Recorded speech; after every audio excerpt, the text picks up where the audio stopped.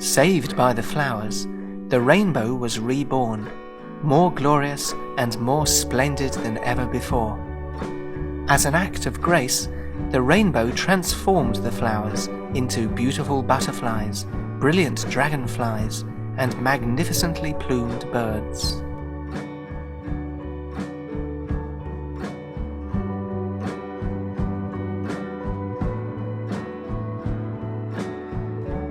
Hello Internet, welcome back to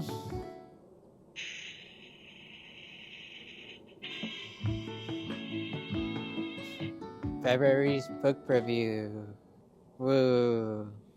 Not much has changed from last month, as it's still cold, but somehow it's sunny outside and cold. That's crazy. Anyhow, the books that I read. So this one, I read one classic book and the other one from a up-and-coming author, which is the first book I'm gonna go and review. So here you go.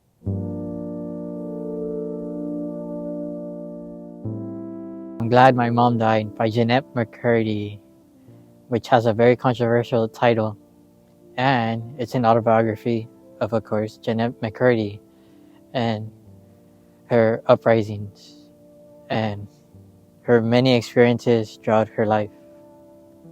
So yeah, shout out to my friend who let me borrow this book and read it.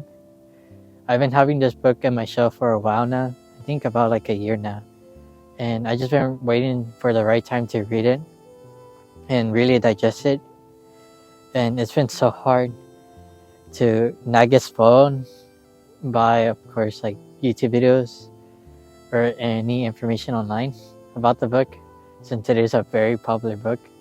And yeah, somehow I managed not to get spoiled. Yippee.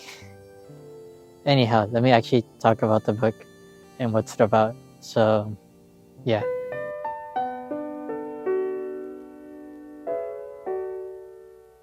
The book is really just about Jeannette McCurdy's life and her experience growing up as a child star, as she really didn't get to experience her childhood like many other kids out there. She was like a pivotal role of her family and financially being stable and holding them together. And the reasoning behind that is because her mom obviously pushing her dreams towards Jeannette. And Jeannette, being a kid, she doesn't know any better. She goes with it, and she just wants to make her mom proud.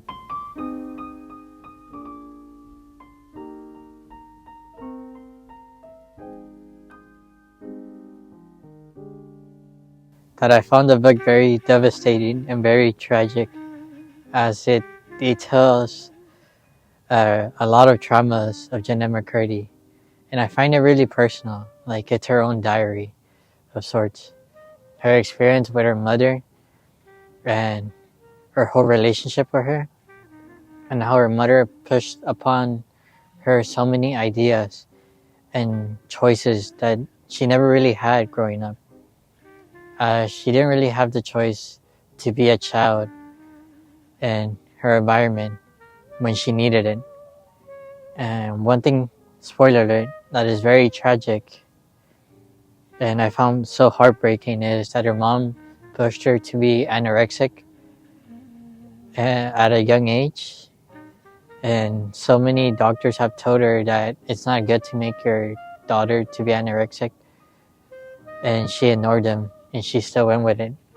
And she pushed this idea towards Jeannette, and Jeannette believed her, since it's her mother, and she can do no wrong. However, it led to really bad health issues later on throughout her life. And she had to take a lot of medication and a lot of different ways of coping with it and different escapisms. And yeah, I found that the book really does connect to our generation and makes us open our eyes to what's really happening in the industry of entertainment. So yeah, and last thing but not least, I know the title is like very controversial, I'm glad, My Mom Died. That's such a controversial title, but once you read the book, you really understand why it's titled after that and the context of it. As Jeannette really pushed the idea that she's really grateful for what her mom did. However, there's kind of a limit where you can push the idea of gratefulness, where it overseas, where it's just downright abuse of a child.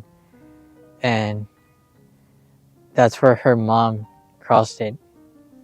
So yeah, give it a read, and hopefully you enjoy it as much as I did.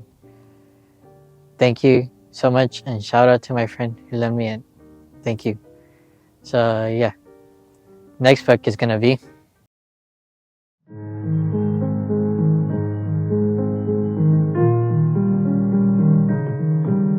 She used to get up before dawn. Father, like John Donne, did the same thing. She was up before, The Bell Jar by Sylvia Plath, which was published in 1963. And I've been wanting to read this book for quite a while now, since I heard it's very disturbing and brilliant in its writing and imagery. So why not give it a read and share with y'all? So yeah, here y'all go.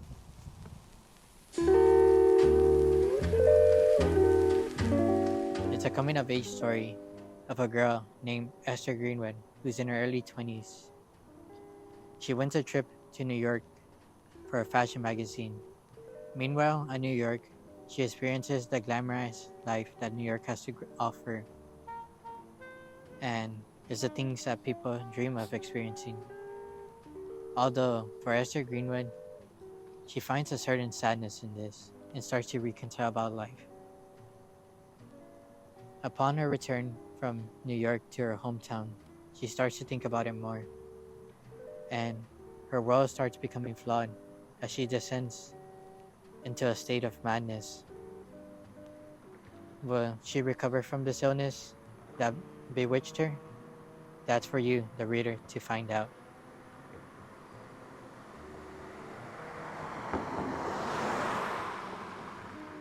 It seems to me there is nothing in English poetry comparable with it, except Keats's Great Year, when he was also riding against the clock.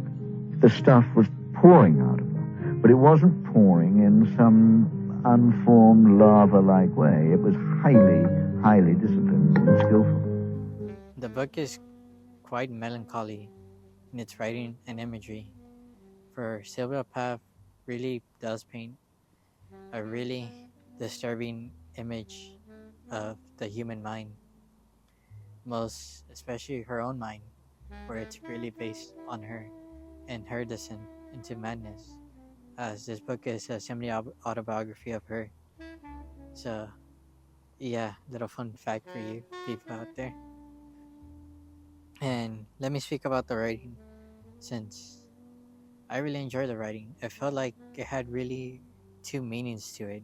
Each time I read it, I felt like I had to read it over and over and over again just to find what it really meant.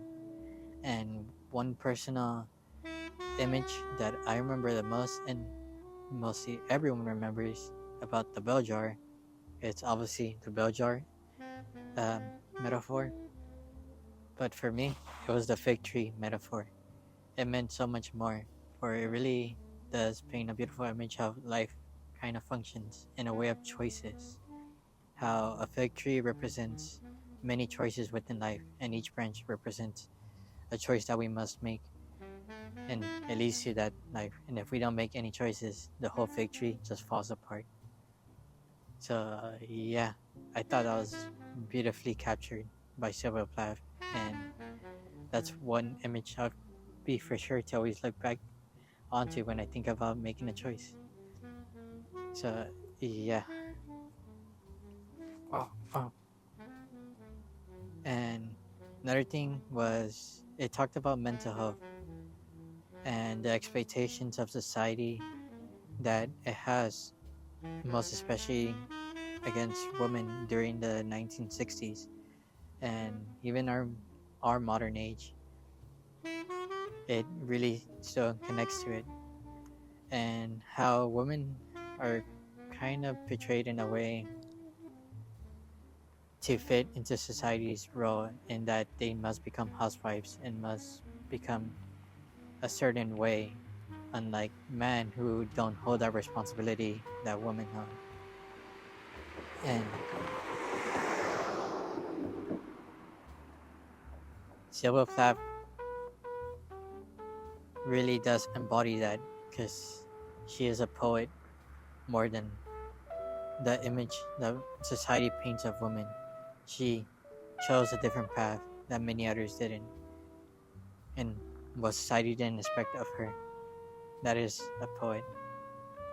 And lasting but not least is that the book ages like fine wine, and that it's timeless in its writing, that it's a semi-autobiography of Sylvia Plath as she took her own life, and while she was 30 at a very young age. And yeah, it just saddens me to think that how talented and gifted of a writer she is, and she took her own life. And it feels more real and personal to read, because she really did feel like she was descending into a state of madness herself. And yeah, for anybody that's a book lover, I highly recommend The Bell Jar by Sylvia Plath. So yeah, give it a read. Even if you're into poems, it's a beautiful book to read, to get into reading.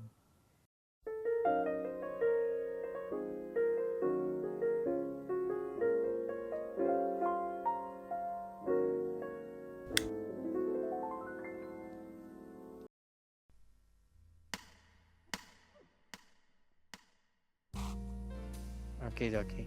We got it? So yeah, that was February's book review.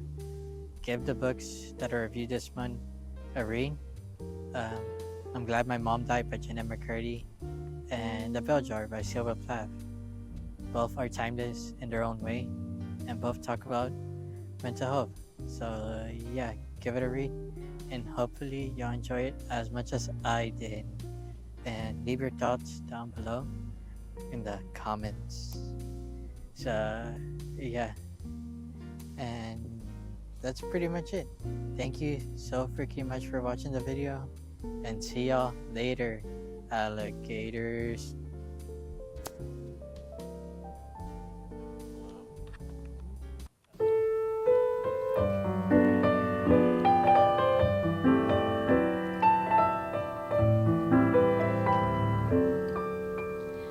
Now at last I know what a fool I've been, for I've lost the last love